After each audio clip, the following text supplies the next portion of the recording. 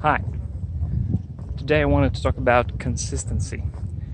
When I first started writing articles for online publications, I had my numbers to meet, like 7,000 views per article on average, and some engagement numbers and all this stuff.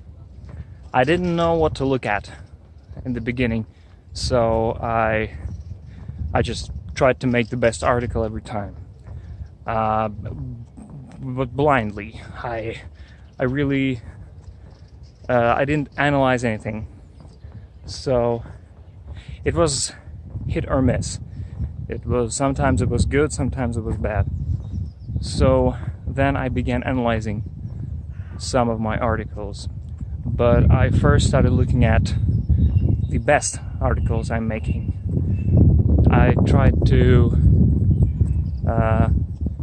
get the topics that engage the audience the most, some topics that got me more views, and it was okay. I tried to mimic my topics. I tried to copy some like vibes. It worked sorta, but not really. But then I've tried to look at my articles as a whole, like as a system. And if you have a system, if you push from the bottom, not only the bottom will go up, but the top will also go up. So I began to look at my worst articles that didn't work at all, and I began experimenting. I've tried to create similar articles, but I tried to make them work.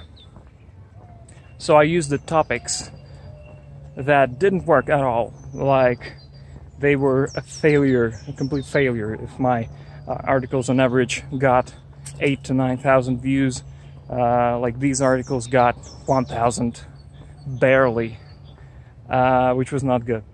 So I took the same concept, but I tried to change the content of the article to match the audience more, and that literally tripled my results. So like one month it's 8,000 on average, and the next month it's 20,000 on average, which is quite a good bump. My editor was happy, to say the least.